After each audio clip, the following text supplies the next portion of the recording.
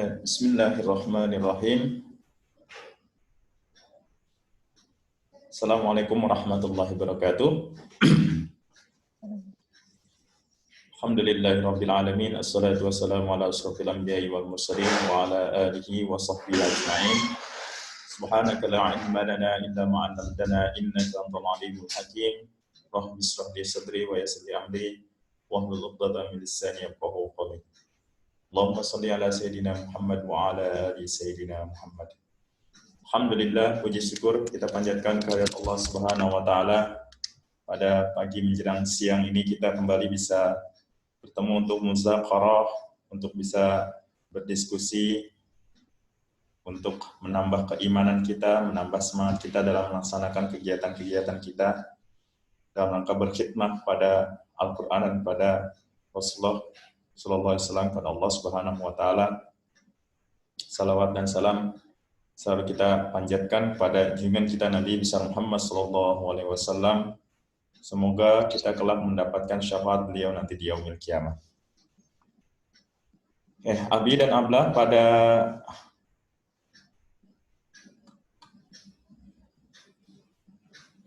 kesempatan pagi ini kayaknya masih, yang Abi kayaknya masih belum ada kabar ini. Oh, sudah dikasih tahu Roni Abi. Oke. Karena ini masih Abla semuanya yang hadir.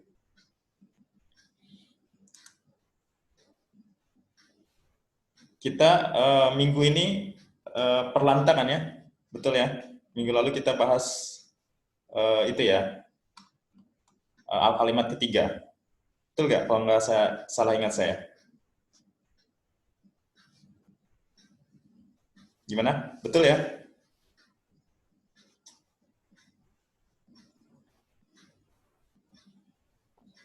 Iya, biar salah. Minggu lalu disalahkan ya? Iya. Oke, kita lanjutkan kalau begitu kajian muzaqarah kita dari buku Bangkitnya Spiritualitas Islam. Kalau saya tidak salah, 2 artikel sudah kita baca. Ini artikel ketiga, masih berhubungan dengan spiritualitas, bangkitnya spiritualitas Islam. Artikel dengan judul Melacak Jalan Kebenaran. Oke, untuk minggu ini kita agak lebih awal ya, karena saya jam 12 nanti akan ada seminar lagi dengan orang tua. Jadi kalau langsung jam 11, langsung jam 12 lagi seminar, agak ini nanti, kecapean mungkin saya nanti ngomongnya. Jadi mungkin kita awalkan untuk yang hari Sabtu ini, tapi untuk minggu depan insya Allah normal ya. Jadi untuk Sabtu ini aja kita majukan ke depan, supaya nanti ada jeda buat saya untuk bisa sedikit istirahat. Oke, melacak jalan kebenaran. Tampaknya kondisi tertindas inilah yang dulu telah dinubuatkan oleh Rasulullah SAW ketika beliau bermunajat kepada Allah untuk memohon perlindungan dari kekerasan orang jahat dan kelemahan orang-orang yang bertakwa. Jalat Al-Fajr wa Al-Taqi. Mungkin ini yang dimaksud adalah zaman ketika Rasulullah pada masa di Mekah ya, ketika Rasulullah pada saat itu kaum muslimin masih ditindas, ketika sebelum berhijrah masih ditindas oleh kaum kafir di Mekah pada saat itu. Tidak dapat dipungkiri guncangan pemikiran dan logika nalar kaum muslim yang merembet pada kelambanan, kejumudan, kontaminasi, dan kerusakan memang telah menjauhkan umat Islam dari jalan lurus yang telah ditetapkan Al-Quran dan Sunnah Rasulullah. Ya, padahal kita sehari-hari ini selalu diingatkan untuk selalu jalan di jalan yang lurus yang ditetapkan Al-Quran dan Sunnah Rasulullah. Ya, jadi jalan kebenaran yang dimaksud di sini adalah jalan yang lurus yang ditetapkan Al-Quran dan Sunnah Rasulullah SAW, seperti yang kita baca setiap hari di dalam sholat kita, surah Al-Fatihah, ihdinas siratal mustaqim, jalan yang lurus ya. Nah, itu apa saja yang membuat kita jauh dari jalan yang lurus itu? Di sini OJ Effendi menyebutkan beberapa hal. Yang pertama adalah kelambanan, yang kedua kejumudan, yang ketiga kontaminasi, dan yang keempat kerusakan. Kalau saya ketika membaca ini yang terlintas di kepala saya adalah ini adalah sebuah step, sebuah langkah yang berhubungan satu sama lain. Dari mulai yang paling rendah sampai yang paling berbahaya. Jadi ini seperti ada sebuah pola di sini, pola yang dari yang paling ringan sampai yang paling berat. Nah, apa ini yang paling ringan? Sudah pasti yang paling ringan adalah kelambanan. Yang paling berat apa? Kerusakan. Nah, gimana kita memaknai ini? Kita manusia itu memang tadi diharapkan untuk bisa mengikuti jalan yang lurus yang ditetapkan Al-Quran dan Sunnah Rasulullah. Tetapi ketika kita mencoba untuk menjalani jalan yang lurus tersebut, nah kita dihadapkan oleh beberapa masalah. Yang pertama adalah kadang kita ketika berjalan itu kita lambat. Dalam hari ini adalah lambat artinya tidak berkembang. Ya, sesuatu yang lambat itu kan artinya dia akhirnya ketinggalan gitu karena tidak berkembang. Nah, ini berhubungan dengan apa lambat ini? Lambat itu kan berhubungan dengan pergerakan. Ya enggak? Kita bisa mengatakan sesuatu itu lambat atau cepat kita melihat pergerakannya. Ya, pergerakannya itu lambat atau cepat. Berarti di sini menunjukkan bahwa kalau kita ingin jalan yang lurus, kalau kita ingin ada pada jalan yang lurus, jalan yang sesuai dengan Al-Quran dan Sunnah Rasulullah, berarti kita harus bergerak. Intinya itu. Pertama yang harus kita lakukan adalah bergerak. Nah, khidmah ini adalah suatu gerakan. Kalau kita bilang, kalau di bahasa Inggris disebut dengan hizmet movement. Kan? Ya, hizmet movement artinya pergerakan khidmah. Atau ada beberapa penulis yang mengatakan Julian movement, walaupun O.J. Effendi tidak menerima kata-kata Julian movement karena ini bukan pergerakan Ustadz Fethullah Gulen, bukan, ini pergerakan masyarakat. Makanya disebut dengan hizmet movement. Nah, walaupun kata gerakan ini mempunyai konotasi yang kadang-kadang kurang baik, ya, berhubungan dengan apa? Kalau kita bicara pergerakan itu berhubungan dengan eskalasi politik biasanya, berhubungan juga dengan pemerintahan, menjatuhkan pemerintahan seperti itu. Tetapi dalam artian kita di sini movement, pergerakan adalah pergerakan yang positif. Ya, ada buku di situ judulnya The Gulen Movement yang ditulis oleh salah satu abi kita, Chatin Abi. Mungkin kalau teman-teman punya waktu bisa membaca bukunya dalam bahasa Inggris, itu bagus sekali untuk pengetahuan dasar kita tentang hizmet. Kalau kita mau tahu apa itu khidmah, sejarahnya seperti apa, lalu apa sih prinsip-prinsip yang harus kita perhatikan, saya sarankan abi-abi juga untuk baca buku itu. Ada di rumah saya bukunya, atau kalau teman-teman mau cari di internet juga sebenarnya ada. Tulis saja hizmet movement Chatin. Itu akan keluar nanti di situ, nanti dijelaskan itu secara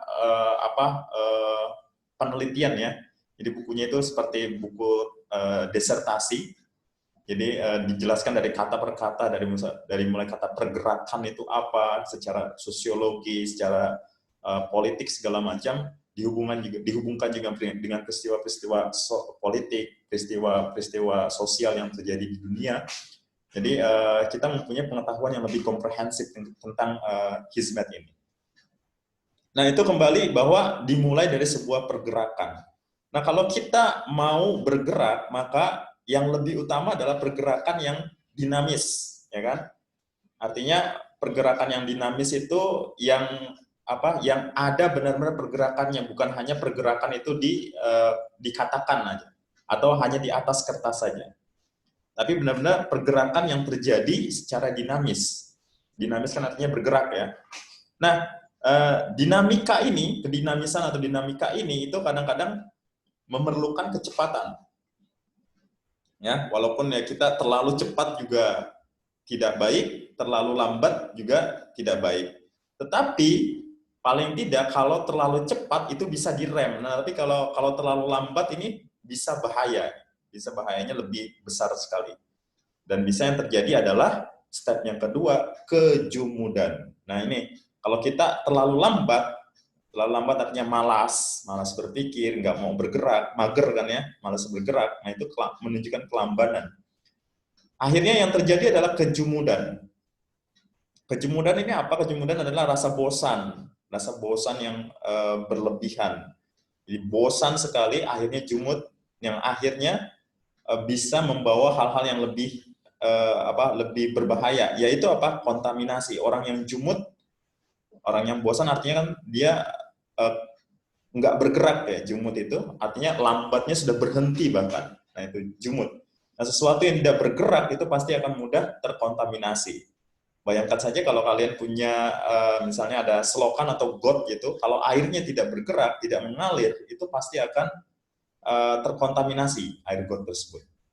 Nah, begitu juga kita manusia, kalau kita jumud, tidak bergerak, nah kita akan mudah terkontaminasi. Nah, kalau sudah terkontaminasi, nanti akan rusak. Nah, kalau sudah rusak ini akan sulit kita bisa menempuh jalan yang lurus yang ditetapkan oleh Al-Quran dan Sunnah Rasulullah SAW. Jadi prinsip ini penting sekali kita pahami. Selain itu, semua keburukan tersebut juga telah menghalangi cahaya kebenaran Islam yang universal. Ya, ini selalu Effendi menitik beratkan atau menggaris bawahi kebenaran Islam yang universal. Nah, inilah makanya yang perlu kita camkan sama-sama teman-teman. Prinsip universal ini sangat penting ya, teman-teman. Walaupun kadang-kadang ketika kita berkata bahwa kita ini menjadi orang yang universal, kita dilabeli mungkin liberal. Tapi liberal dengan universal itu berbeda. Universal artinya kita membawa nilai-nilai kita itu ke semua orang. Gitu.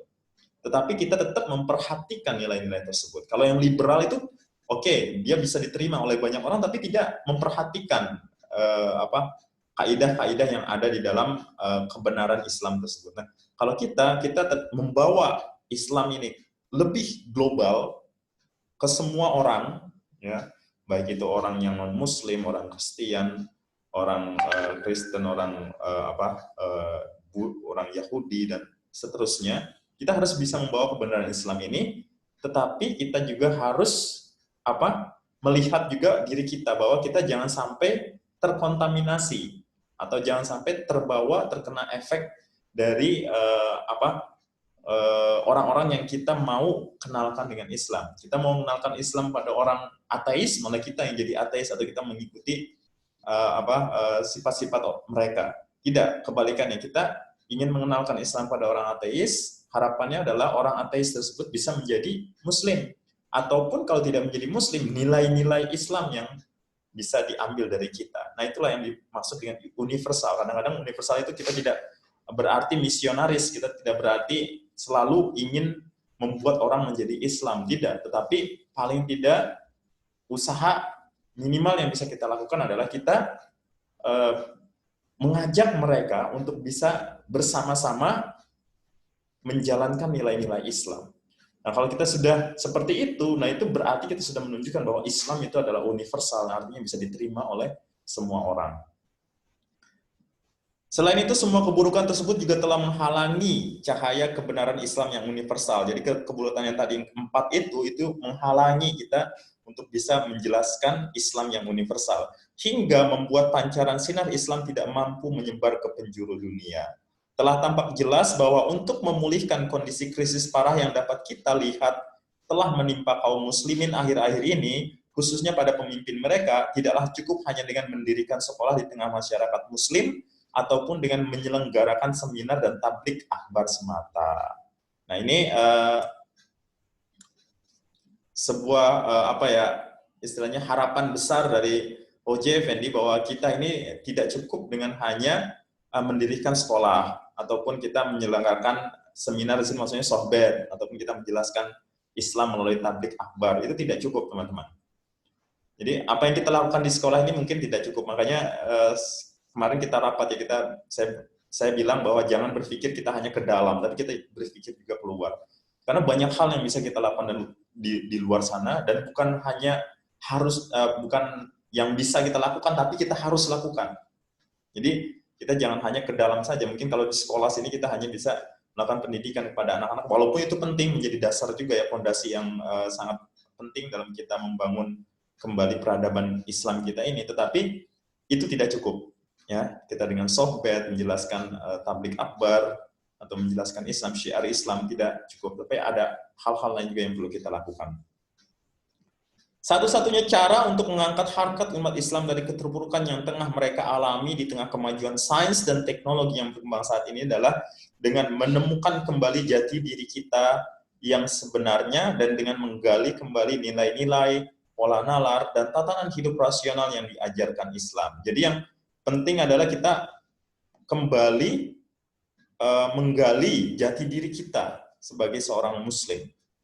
Pendidikan yang kita lakukan di sekolah ini salah satu jalan saja.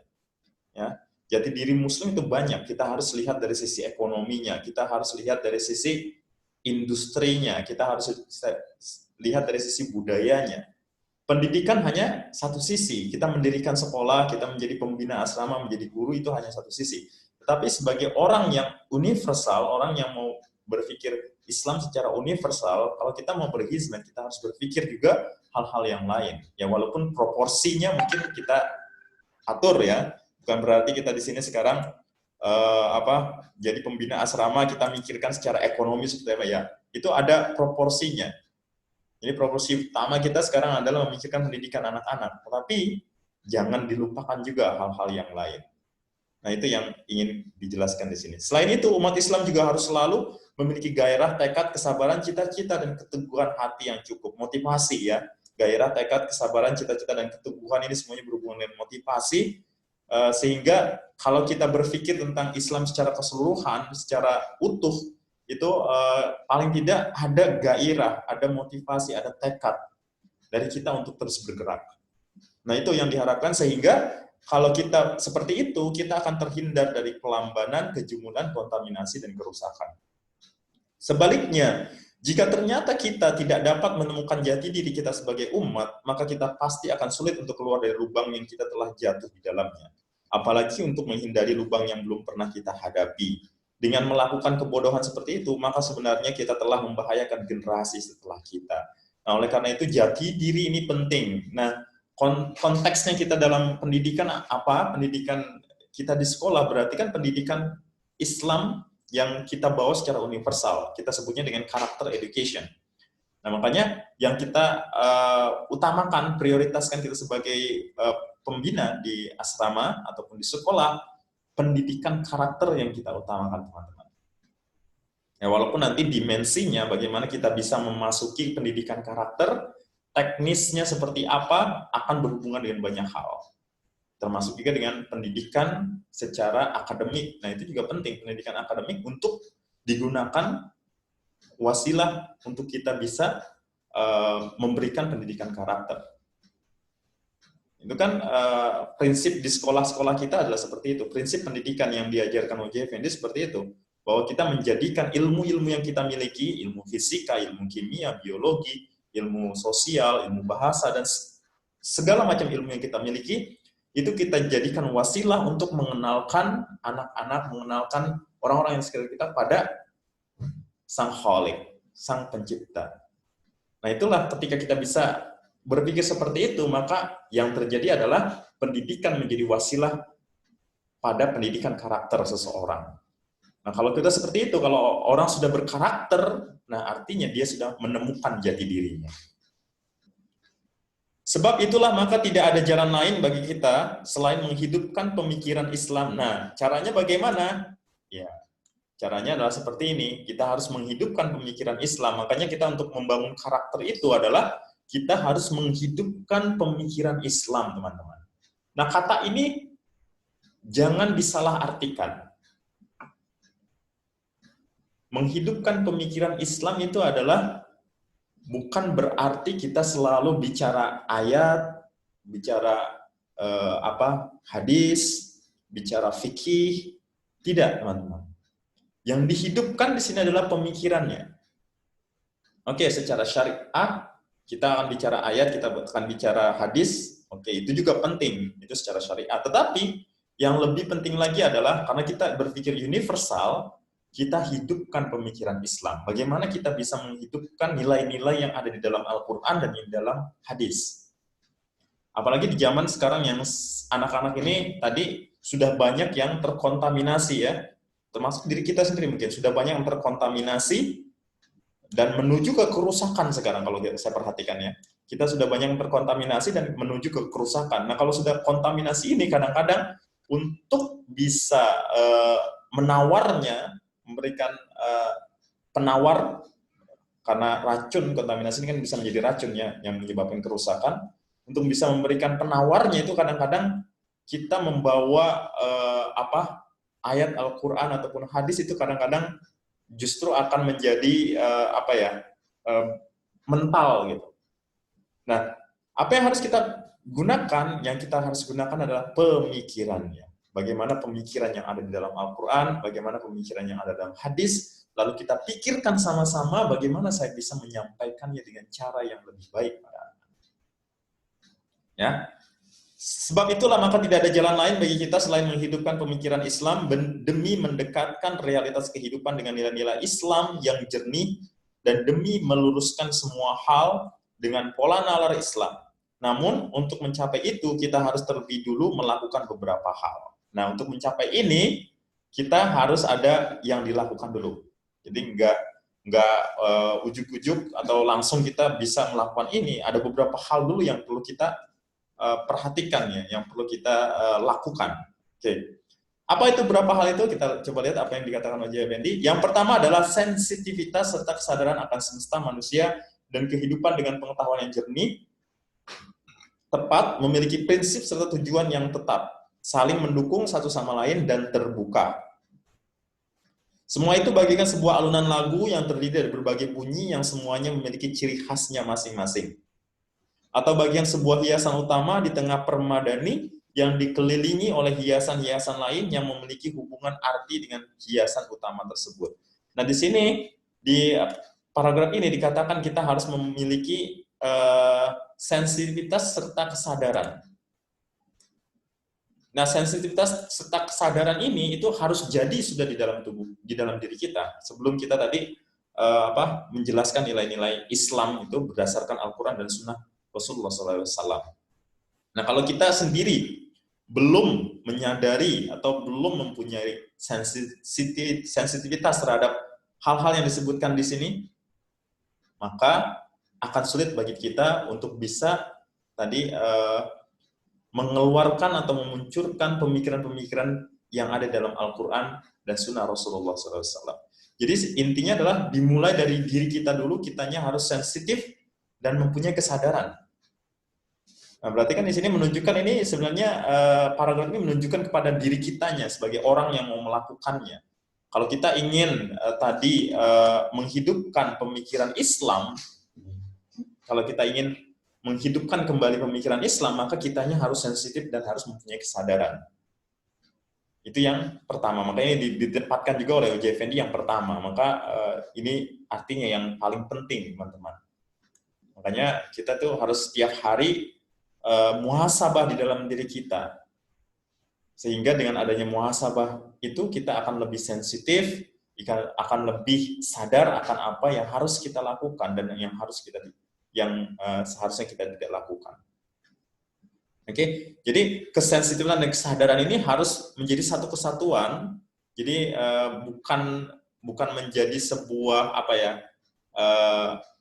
sesuatu yang terpisah-pisah. Jadi bayangkan di sini O.J. Effendi kasih contoh alunan lagu. Jadi itu harus sudah menjadi alunan lagu. Jadi bukan hanya suara gitar, bukan hanya suara gendang, bukan hanya suara suling, tetapi sudah menjadi satu kesatuan menjadi alunan lagu atau sudah menjadi sebuah hiasan utama ya. Jadi tidak terberantakan lagi, tetapi sudah menjadi satu kesatuan. Nah, itu yang diharapkan dari kita. Kita mempunyai sensitivitas dan kesadaran yang sudah menjadi satu kesatuan di dalam diri kita. Dan itu sudah menjadi satu kesatuan yang enak dipandang mata, enak didengar. Nah, kita diharapkan untuk bisa melakukan ini. Dan teman-teman di sini yang jadi pembina asrama itu kalian dipilih jadi pembina asrama, entah siapa yang memilih, mungkin Allah Subhanahu wa taala yang memilih kalian jadi pembina asrama, itu berarti kalian itu memang sudah dikatakan memiliki ini. Kalian sudah menjadi sebuah alunan lagu yang merdu didengar, kalian sudah menjadi sebuah hiasan yang enak dilihat. Jadi kalian harus yakin itu. Kalian harus bisa menginterpretasikan itu juga dan menginternalisasi dalam diri kalian. Bahwa saya ini orang yang terpilih, begitu kan? Sehingga saya memiliki tanggung jawab di sini. Kesensitivitas dan kesadaran akan suatu yang baik itu harus saya miliki dalam diri saya. Itu yang pertama. Yang kedua, akal dan hukum harus menuntun pada pemahaman atas semua kejadian secara holistis, baik dari aspek esensinya maupun dari sisi realitas yang dapat kita analisa dengan segala kandungan makna yang ada di dalamnya. Hal ini serupa dengan sebuah buku puisi yang mengandung banyak makna, atau seperti layaknya sebuah karya seni yang mengandung berjuta warna yang merupakan refleksi dan manifestasi ilahi yang mampu membuat mata siapapun yang memandangnya terpesona oleh keindahannya. Jadi yang kedua itu setelah kita memahami, memiliki kesadaran, memiliki sensitivitas akan tugas-tugas kita yang begitu penting dalam rangka berkhidmat pada Al-Quran dan Sunnah Rasulullah SAW, maka yang harus kita lakukan adalah kita harus bisa menggunakan pemahaman kita itu untuk direalisasikan. Ya. Nah, pemahaman ini bagaimana merealisasikannya? Sesuatu yang direalisasikan kan harus dipahami dulu.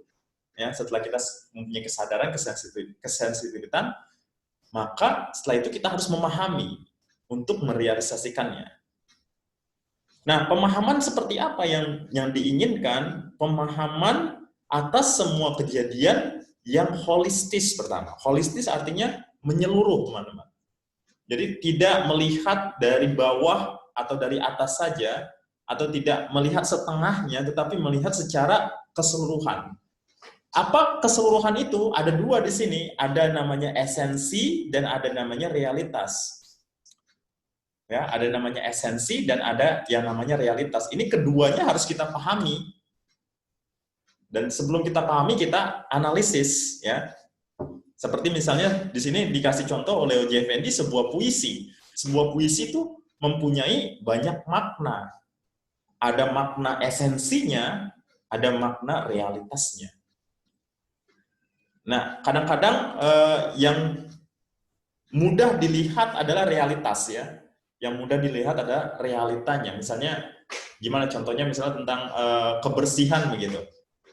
Kebersihan realitanya kita bisa terlihat gitu. Bagaimana bersih itu seperti apa sih?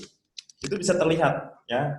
Anak yang bersih itu seperti apa? Dia misalnya rajin bersih-bersih diri, menggunakan pakaian yang rapi, tidak buang sampah sembarangan, mejanya selalu bersih dan rapi. Itu realitasnya dan itu terlihat. Itu sangat mudah sekali. Tetapi kita diharapkan tidak hanya melihat dari sisi realitasnya, tetapi dari aspek esensinya. Kita harus paham, anak ini melakukan kebersihan kenapa itu?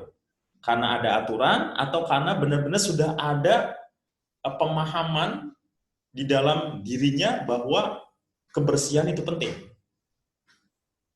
Nah, kita harus tahu juga kalau anak itu melakukan kebersihan itu hanya karena aturan, apa yang terjadi ketika dia sudah tidak ada di dalam aturan, dia tidak akan bersih lagi.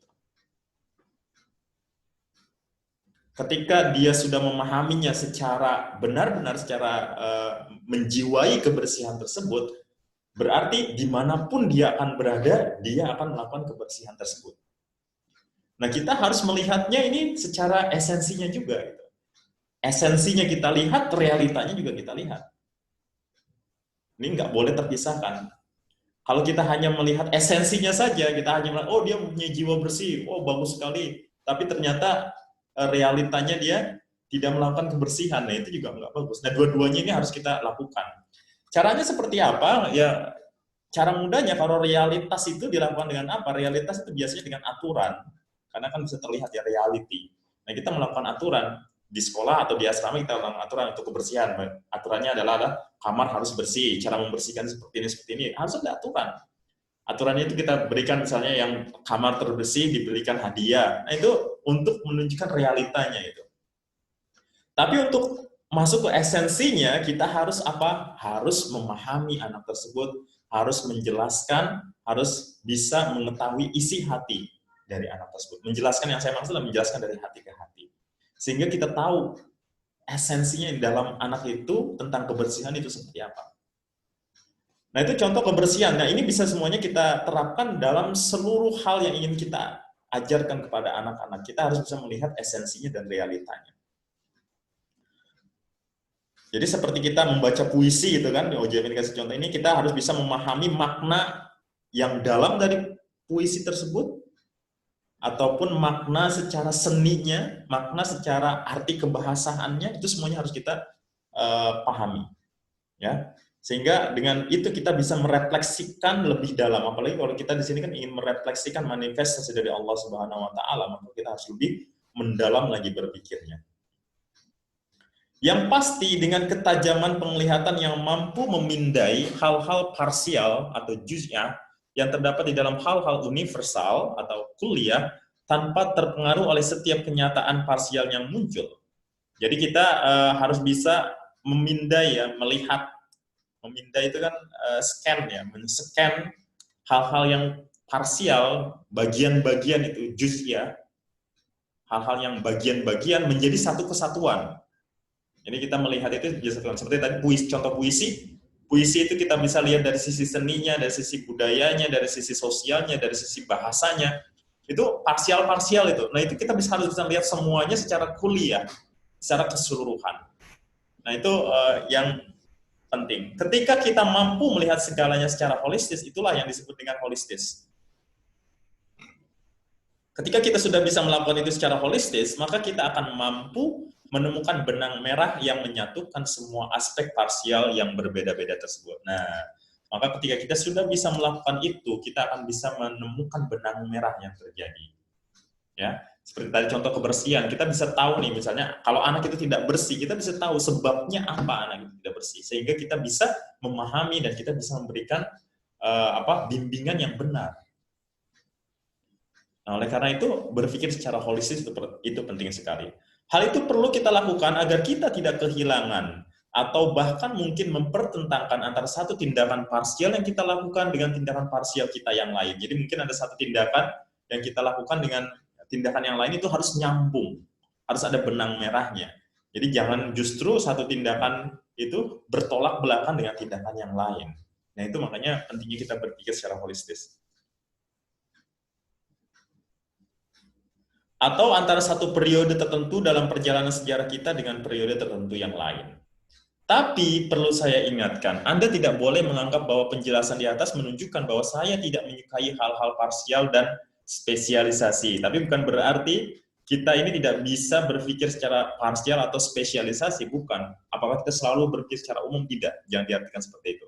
Sebab setiap orang seyogyanya memang perlu mendalami kemampuan spesifik tertentu agar yang bersangkutan dapat menguasai hal tersebut dengan sempurna demi tercapainya tujuan yang hendak diraih dalam bidang tersebut. Ya, misalnya contoh kebersihan itu, oke, kita berpikirnya secara kuliah, secara holistik tentang kebersihan pada anak-anak. Tapi cara kita menjelaskannya pada setiap anak itu akan berbeda. Kita harus spesifik.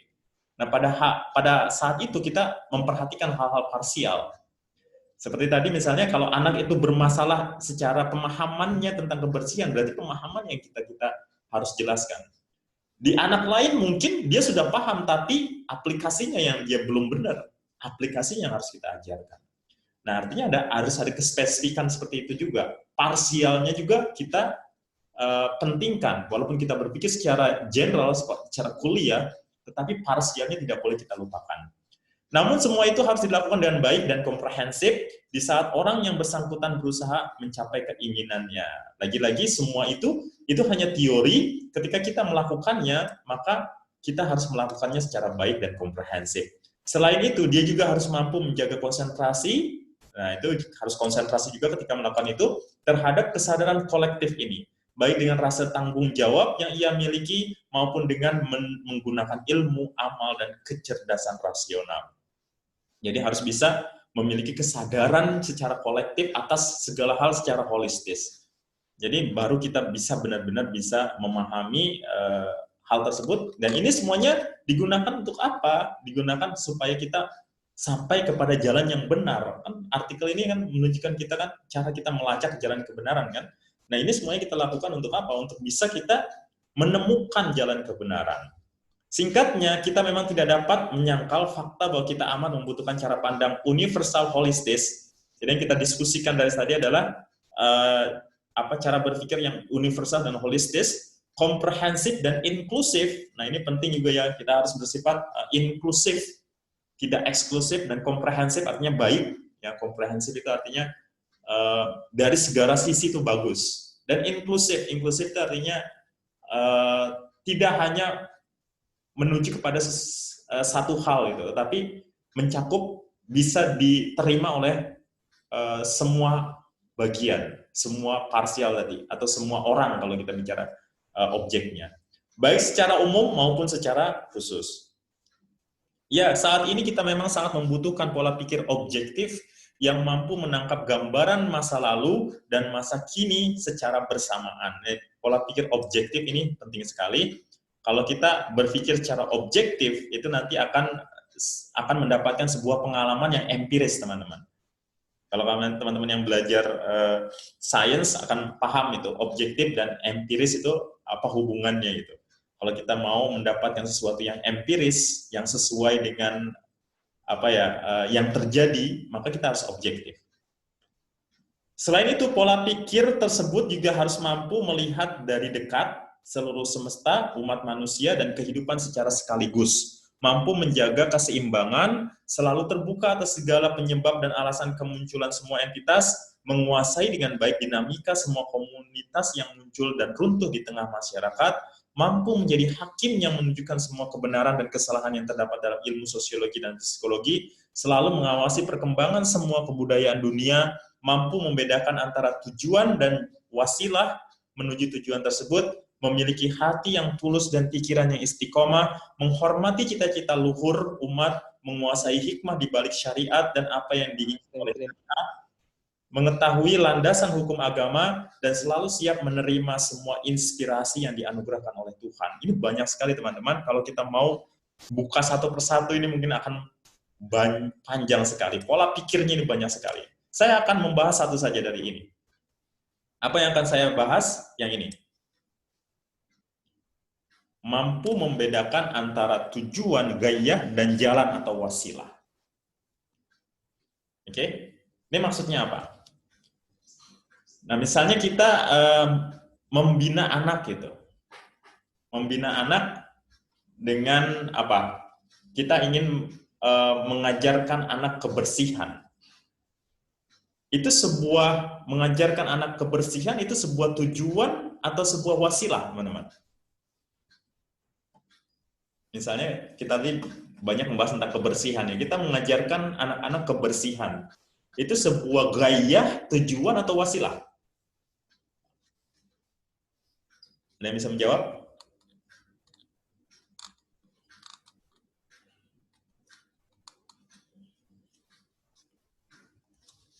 Hening? Oke, ada yang menjawab di chat. Nurul Abla bilang wasilah. Setuju yang lain? Iya. Betul yang dibilang Nurul Abla. Kita mengajarkan kebersihan itu hanya sebuah wasilah, teman-teman. Nah, kadang-kadang ini kita tertukar antara tujuan dan wasilah. Menjadikan wasilah itu menjadi tujuan. Nah, kalau kita menjadikan wasilah itu menjadi tujuan, bahaya nanti. Pemikiran kita, pola pikir kita salah seperti itu. Kan ini kita membahas tentang pola pikir ya. Jadi kalau kita menjadikan wasilah itu sebagai tujuan itu, akhirnya akan terbalik. Apa yang terjadi? Kalian kalau mengajarkan kebersihan itu menjadi tujuan, berarti kalian fokusnya adalah mengajarkan kebersihan. Bersih-bersih itu kayak gini, nyapu itu kayak gini. Nah, itu mengajarkan kebersihan sebagai tujuan. Tapi kalau mengajarkan kebersihan sebagai wasilah itu berbeda. Kalian mengajarkan tujuan itu dengan cara apa? Ini bersih. Tujuannya apa sih kalian bersih-bersih seperti ini? Nah, itu harus ada. Bukan hanya mengajarkan kebersihan, tapi inti, esensi yang tadi kita bahaskan, realitas dan esensinya itu, yang itu berhubungan dengan ini. Kalau kita ingin kebersihan itu menjadi tujuan, ya, kalau kita ingin menjadikan kebersihan itu menjadi tujuan, maka esensi dan realitas itu harus menjadi satu. Ya, esensinya adalah kita ingin mengajarkan bersih ini supaya anak-anak bisa mengenal Allah Subhanahu wa taala. Itu tujuan kita. Anak-anak supaya bisa memahami kebesaran Allah Subhanahu wa taala. Wasilahnya apa? Wasilahnya tadi dengan mengajarkan kebersihan, dengan kita terus kontak mereka, ngajarin nih bersih-bersih, nyapu seperti ini, membuang sampah seperti ini. Nah, itu wasilah buat kita supaya kita mencapai tujuan kita. Nah, ini penting teman-temannya, kita harus bisa membedakan antara tujuan dan wasilah. Sesungguhnya para ulama, ada suara-suara. Sesungguhnya para ulama dan cendekiawanlah yang telah berperan menjalankan tugas mereka untuk kita. Mereka lah yang membuka wawasan kita yang tertutup serta menggerakkan nalar kita yang selama ini jauh dari langit, nilai-nilai ilahiyah yang selalu berotasi di garis orbit Al-Quran. Mereka tidak pernah alfa terhadap segala rahasia yang terkandung di balik jagat raya, manusia, dan kehidupan.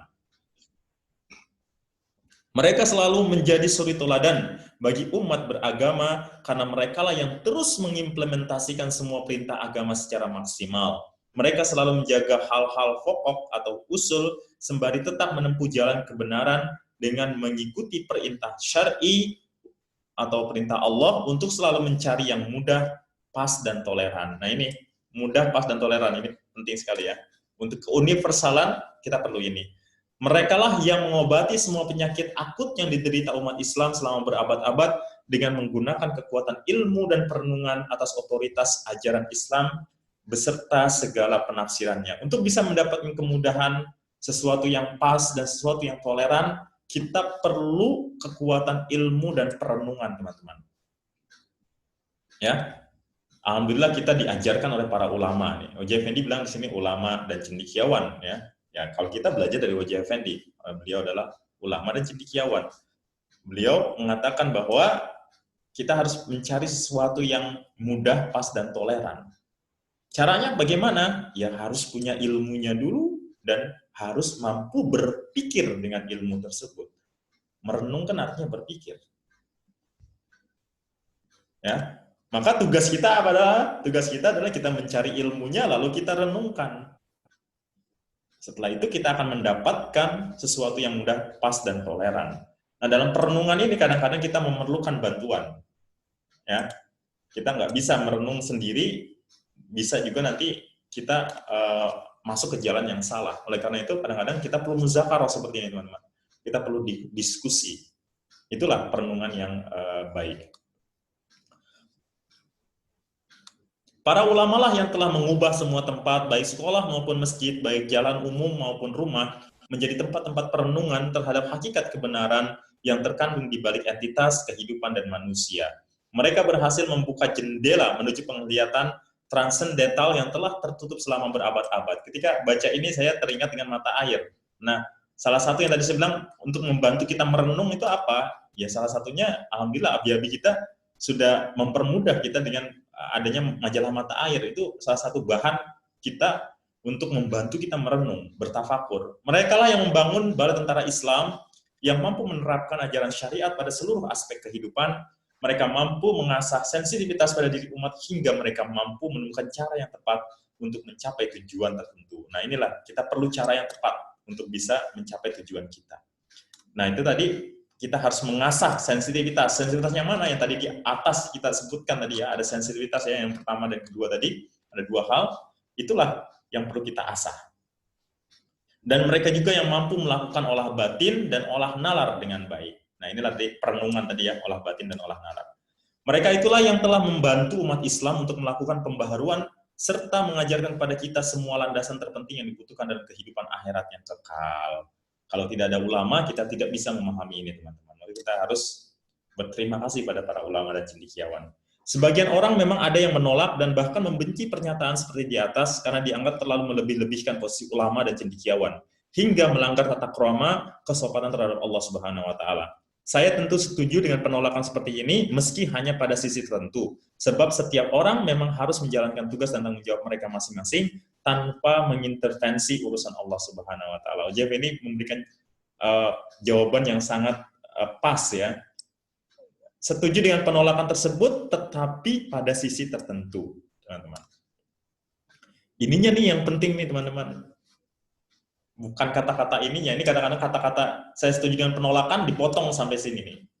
Nah, kadang-kadang yang nggak setuju pasti akan mencela gitu.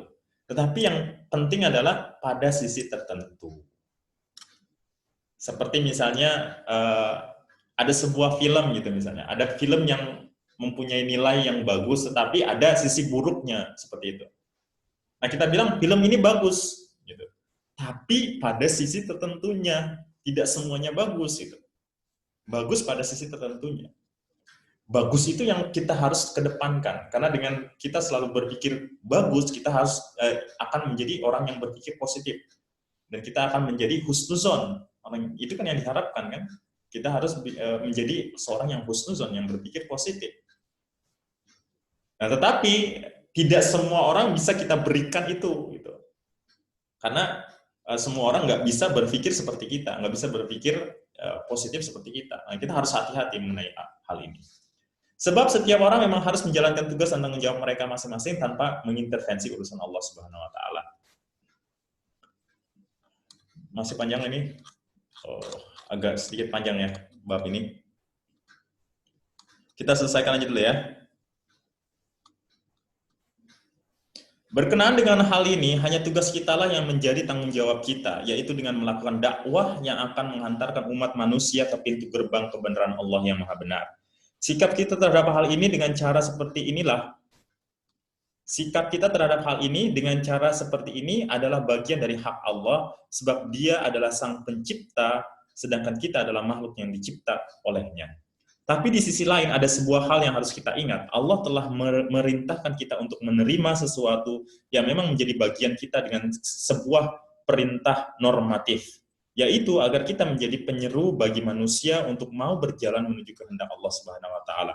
Bahkan Allah sendiri menyatakan bahwa tugas inilah yang merupakan amal terbesar yang dapat dilakukan oleh manusia. Apa itu? Tugas dakwah yang kita lakukan. Termasuk kita jadi pembina asrama adalah bagian dari dakwah kita.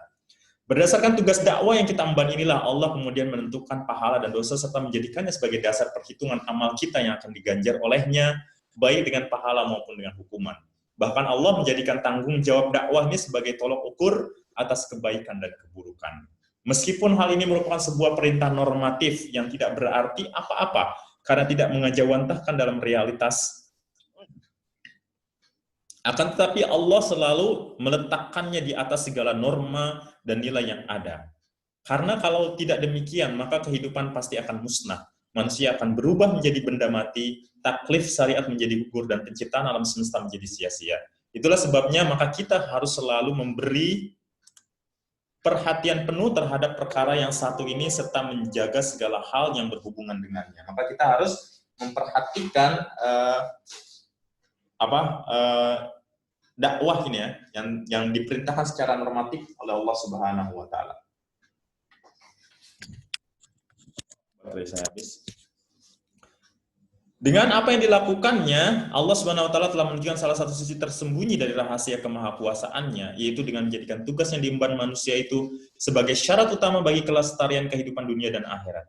Dengan tugas inilah Allah seakan telah menciptakan sebuah tombol rahasia yang dapat digunakan oleh manusia untuk menyalakan lampu penerang jagat raya. Dalam setitik air terkandung samudra yang luas. Dalam sebutir atom terkandung matahari yang dahsyat. Dan dalam ketiadaan terkandung alam semesta yang tak terkira. Dengan dakwah itu, maka kita seperti mempunyai tombol ya. Tombol yang yang kecil sebenarnya, tapi itu bisa menyinari semua jagat raya.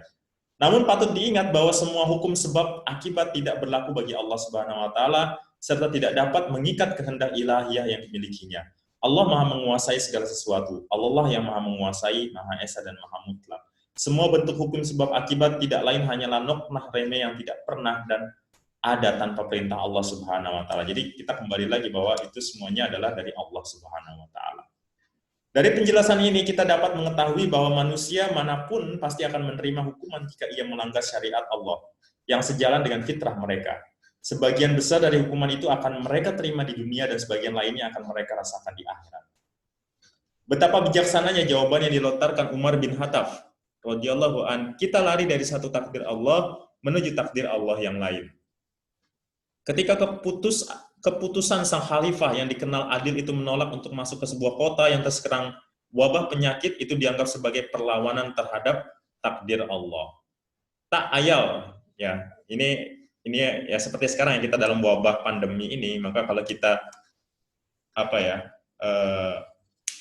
takut mati itu bukan berarti kita takdir Allah gitu. Oh ya, Pak Jumuri digunakan. Kita pasti akan mati kan, Allah mentakdirkan kita pasti akan mati. Kalau orang yang berpikir seperti itu, ya udah kita nggak usah terlalu mikir terlalu dalam lah tentang pandemi ini, santai aja gitu. Toh nanti Allah juga yang akan mematikan kita kan. Kalau Allah belum mematikan kita, ya tidak akan mati gitu. Nah kalau kita berpikir seperti itu yang kurang bagus gitu. Maka kita harus berpikir seperti yang dilakukan Umar bin Khattab bahwa dia menghindari untuk masuk kota, bukan berarti takut mati atau melawan takdir Allah, tidak. Ya, jadi kita harus juga seperti itu. Tak ayal segala bentuk rancangan tindakan sesuai hasil yang hendak dicapai yang kemudian dianggap sebagai puncak cita-cita hingga membuat seorang terpaku hanya padanya pasti akan menimbulkan kesusahan yang luar biasa serta akan menjauhkan dari sikap hormat kepada Allah. Nauzubillah. Karena dia menganggap bahwa apa yang dilakukannya itu layak bagi dirinya. Namun sebaliknya, sikap pasif menunggu hasil melalui jalan irasional yang tidak masuk akal juga merupakan sebuah mimpi kosong yang tercela. Jadi kita tidak memikirkan diri sendiri dan juga tidak hanya menunggu dari Allah Subhanahu wa taala. Tetapi kita harus bergerak, dan bergerak itu berdasarkan tuntunan dari Allah Subhanahu wa taala. Itulah dakwah. Dakwah bergerak sesuai dengan tuntunan Allah Subhanahu wa taala. Bukankah Al-Qur'an telah berulang kali menyatakan sebagai balasan dari apa yang mereka perbuat atau sebagai balasan dari apa yang mereka lakukan? Ayat-ayat semacam ini dengan tegas menunjukkan bahwa setiap kebaikan dan keburukan yang menimpa seseorang hanya terjadi disebabkan perbuatan orang yang bersangkutan. Bukankah Rasulullah SAW telah mengajari kita mengenai keterkaitan yang sangat erat antara sebab dan akibat atau antara usaha dan hasil?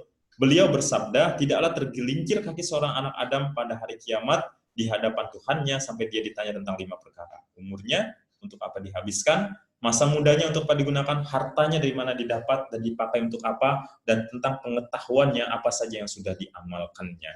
Itu semuanya akan ditanya pada kita, dan itu menjadi sebuah pemahaman bahwa ada keterkaitan antara sebab dan akibat. Ada sebabnya di situ, tetapi akibatnya itu tidak mesti harus kita tunggu gitu. Berarti ada usaha yang kita lakukan gitu kan. Ada usaha dan ada hasilnya. Melalui kitabullah dan sunnah Rasulullah SAW, Islam telah mengatur kehidupan dunia dan akhirat bagi kaum mukminin serta mengatur keyakinan atau akidah, amal perbuatan ibadah dan akhlak mereka. Seiring dengan itu, Islam juga membisikkan berbagai hal lain yang berasal dari alam keabadian kepada manusia yang masih hidup di dunia menggunakan telinga spiritual, akal sehat dan perasaan yang mereka miliki. Nah, kita harus bisa menggunakan ini ya. Telinga spiritual ya, melihat dengan mendengar dengan spiritual, akal sehat dan perasaan, sehingga kita bisa memahami benar-benar kitabullah dan sunnah Rasulullah SAW. Dari situlah manusia dapat membangun kesadaran akan Allah dan akhirat untuk kemudian mereka hidupkan di setiap saat. Hanya dengan menjaga kesadaran itulah manusia dapat memposisikan diri mereka sebagai khalifah Allah Subhanahu wa taala, memiliki andil dalam kehidupan serta memahami rahasia yang tersimpan di balik sunatullah. Pada tahap selanjutnya manusia akan mampu membaca kitab alam semesta yang terwujud dari kehendak Allah, berikut penjelasan tentangnya dalam wahyu Allah yang termaktub dalam kitabullah. Sebab keduanya memang dua sisi dari satu hal yang sama, ya.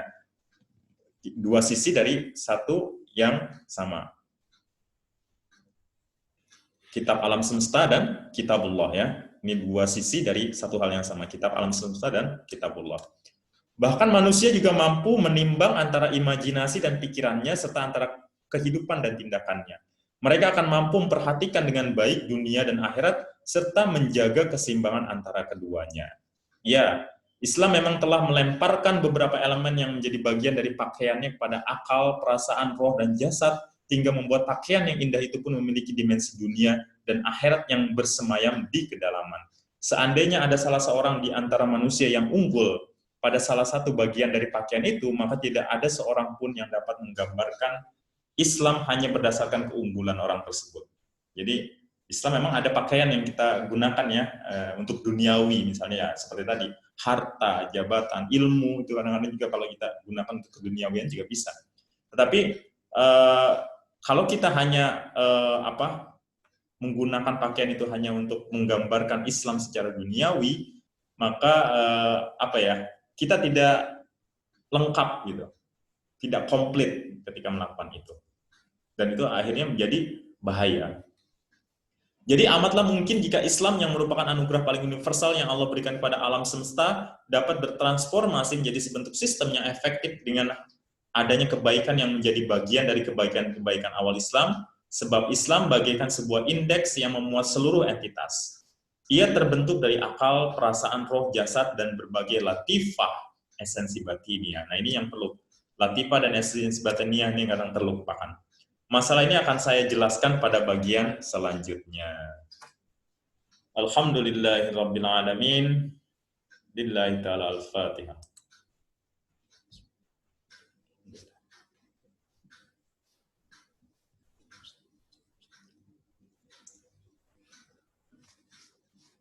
Oke, sampai ketemu lagi teman-teman, insyaallah minggu depan.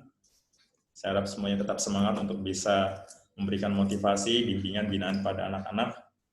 Seperti tadi dijelaskan ya, harus memahami esensi dan realitanya. Kedua hal tersebut kita harus gabungkan secara jasmani dan rohani, sehingga apa yang kita lakukan itu benar-benar mengena di anak-anak itu. Jadi bukan hanya sebuah aturan atau sebuah omongan saja dari kita, tetapi benar-benar yang akan menjadi pembelajaran yang akan mereka selalu ingat sampai kapanpun dan dimanapun mereka berada nanti. Terima kasih. Assalamualaikum warahmatullahi wabarakatuh. Waalaikumsalam warahmatullahi wabarakatuh.